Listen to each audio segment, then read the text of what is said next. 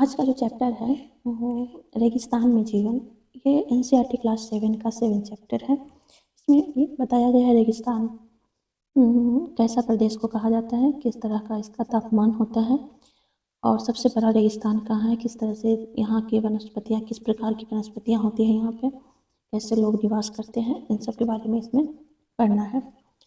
वो हम देखेंगे। रेगिस्तान जो है एक शुष्क प्रदेश है जिसकी विशेषताएं अत्यधिक उच्च अथवा निम्न तापमान एवं विरल वनस्पति में है। आपको बता दें कि कहीं भी जहाँ कोल्ड हो और माइनस में टेम्परेचर हो, बर्फ़ ही बर्फ़ हो, उस जगह को भी हम रेगिस्तान बोलते हैं। आप लोग जानते होंगे कि रेगिस्तान, जब भी रेगिस्तान शब्द का जिक्र होता है तो रेत ही रेत और गर्मी का एहसास होता है। लेकिन आपको बता दें कि जहाँ कोल्ड है और वहाँ जहाँ कम वनस्पतियाँ उगती है वो भी रेगिस्तान में आता है। आप देख सकते हैं कि उच्च अथवा निम्न तापमान एवं विरल वनस्पतियाँ होती है वो रेगिस्तान कहलाती हैं। अफ्रीका का जो सहारा मैदान है दुनिया का सबसे बड़ा रेगिस्तान है। तो अफ्रीका का सहारा मैदान है जिसके बारे में आप लोग पढ़ना है, जानना है। इसका जो लंबाई चौड़ाई है, इसका क्षेत्रफल है वो 8.54 लाख वर्ग किलोमीटर है और यह जो है 11 देशों से घिरा हुआ है, जिसमें आप बता दें आपको अल्जीरिया, चाड, सूडान, मिस्र, लीबिया, माली, मॉरितानिया, मोरक्को, नाइजर, ट्यूनीशिया एवं पश्चिमी सहारा। ये आपको ध्यान में रखना है कि कौन कौन से जो कंट्री है वो सहारा रेगिस्तान से घिरी हुई है। आपको बता दें कि अगर आप मेरे चैनल पर नए हैं तो कृपया चैनल को लाइक सब्सक्राइब कर लें। अगर आप सीटेट पास करना चाहते हैं तो आपको एनसीईआरटी बुक पढ़ना होगा और एक एक जो चैप्टर है उसे अपने आँखों के सामने से निकालना होगा, अपने आँखों से पढ़ के उसको समझना होगा। अगर आपके पास कम टाइम है तो आप इस वीडियो को देखकर आप पास कर सकते हैं, अच्छा मार्क्स ला सकते हैं। इसलिए मैं आपके सामने ये वीडियो लेकर के आती रहती हूँ। तो चलते हैं फिर नेक्स्ट में। यहाँ का जो तापमान है, जो सबसे अधिक तापमान जो दर्ज किया गया है 57.7 डिग्री सेल्सियस 1922 में तापमान दर्ज किया गया था। ये जो है त्रिपोली का, वहाँ पे त्रिपोली जगह है, वहाँ का तापमान है। इसमें वनस्पतियाँ जो है, आपको ये वनस्पतियाँ वेरी वेरी इम्पोर्टेंट है। कैक्टस, खजूर, एकेसिया, ये जो 3-4 है कांटेदार वनस्पति यहाँ पाए जाते हैं रेगिस्तान में। और ये कैक्टस, खजूर, एकेसिया को आपको याद रखना है। यहाँ का जो जानवर है, लकड़बग्घा, सियार, लोमड़ी, बिच्छू, सांप, छिपकलियाँ आदि पाई जाती हैं। मोरक्को में टैफिला लेट जो है, ये टैफिला लेट मरुस्थान, ये भी आपको ध्यान में रखना है। ये भी एक विशाल मरुस्थान है। इसकी जो लंबाई है 13,000 किलोमीटर में फैला है।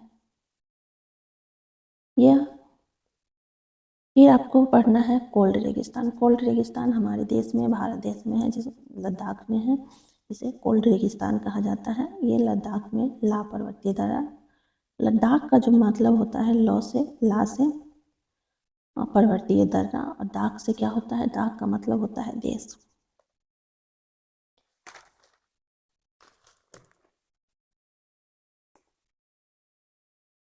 पृथ्वी की सबसे ठंडी स्थानों में से एक जो है द्रास है। पूरी पृथ्वी में सबसे ठंडी स्थानों में एक द्रास है जो लद्दाख में स्थित है। यह आपको वेरी वेरी इम्पोर्टेंट हो जाता है। ये काकोरस पर्वत है लद्दाख के उत्तर में, नॉर्थ साइड में काकोरस पर्वत है और साउथ में जास्कर पर्वत है। लद्दाख से होकर सिंधु नदी बहती है। यहाँ अनेक हिमानियाँ हैं, जैसे गैंगरी, हिमानी, ये सब आपको ये सब याद रखना। यह हिमालय की वृष्टि छाया क्षेत्र में स्थित है, इसलिए वर्षा यहाँ बहुत कम होती है। वृष्टि छाया क्या होता है इसके बारे में भी पिछले चैप्टर में दिया गया है, आप देख सकते हैं। लद्दाख को खा पा पान भी कहते हैं। इसका ये नाम आपके लिए वेरी वेरी इंपॉर्टेंट हो जाता है, जिसका अर्थ होता है हिम भूमि। खा पा पान का मतलब होता है, अर्थ होता है हिम भूमि। यहाँ कौन कौन से जानवर पाए जाते हैं इसका नाम आपको याद रखना है। रॉबिन, रेड स्टार, तिब्बती स्नोकॉक, रैवेन एवं हुप पाए जाने वाले ये जानवर है।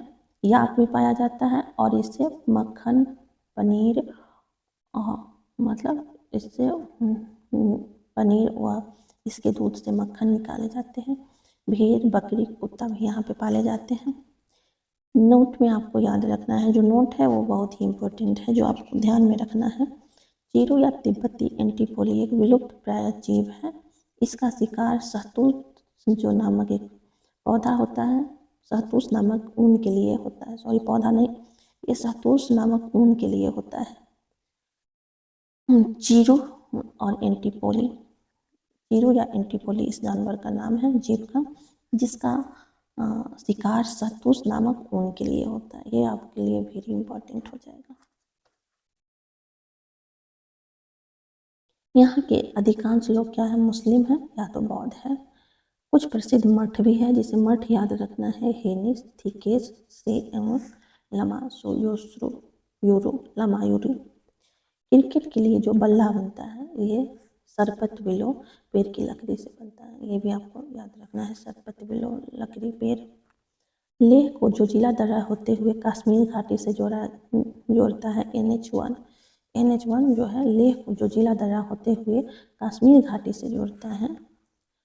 और आपको ये याद रखनी है कि मनाली लेह राजमार्ग जो 4 दर्रों से, मनाली लेह जो राजमार्ग है वो 4 दर्रों से गुजरता है, रोहतांगला, बारालाचा, लूनगालाचा और टंगलंग।